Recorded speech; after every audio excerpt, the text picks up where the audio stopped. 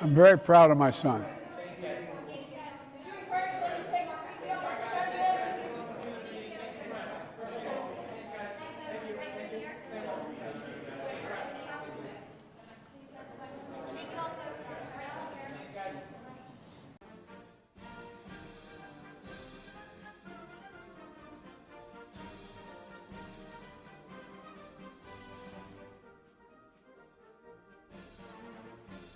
And maybe most important, I've committed that by 2020, we will have conserved 30% of all the lands and waters the United States has jurisdiction over and simultaneously reduce emissions to blunt climate impact.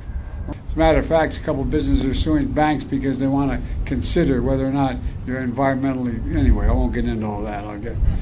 You know, I've toured many sites across the country that clearly show climate change is a genuine, is the existential threat to humanity. The existential threat to humanity. Especially for my two little boys, Bo and Hunter. Yeah, Hunter. Yeah, who were ready to open their hearts to me. Senator Chuck Grassley made some statements yesterday on the Senate floor saying that this foreign national on the FBI 1023 form apparently has 15 recorded conversations with Hunter Biden and claims to have 2 with the president. Is the White House aware of any recordings in which the president might be on tape speaking to a Burisma executive? So the president spoke to this. I think he was shouted a question about this at the Thursday press conference, and I'm just going to quote him and say it's malarkey. Okay. Yes. Go ahead. Thank you. I know you won't comment on the case involving the president's son, but the president previously criticized the Supreme Court ruling that his legal team is preparing to use should he be charged as an affront to common sense and the Constitution. I just want to know if that statement from June of last year still holds, or if he is viewing that ruling in a new light. I'm just not going to comment on this.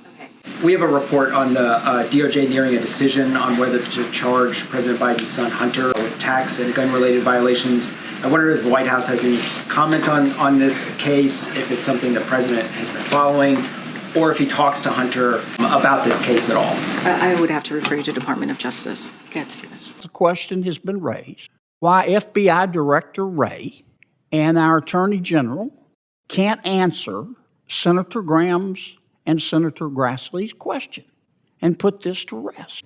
Senator, I'm just thinking about the timeline. This form, FD 1023, came up during the Trump administration.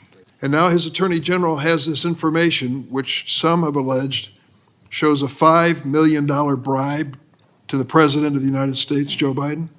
Attorney General Barr has this information before the election, and we didn't hear about it. What does that tell you? Was it a cover-up by Barr? For what purpose? And you have to consider this in context. You correctly described a 1023.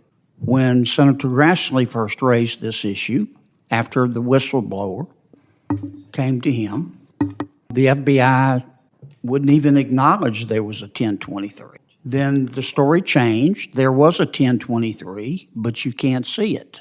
Then the story changed. Okay, you can see the 1023, but we're going to heavily redact it. I suppose they didn't know Senator Grassley had seen the original document, but he knew what they redacted, which were the allegations about the tapes. Consider the context. I'm not going to go back through what I just said, but the American people are looking at all of this, and they just want an answer. I agree with you. We don't need a conspiracy. Let's end the conspiracy. But for the life of me, I can't understand why our Attorney General and our FBI Director can't come in front of the Judiciary Committee, in front of God and country, and answer Chuck and Lindsay's question.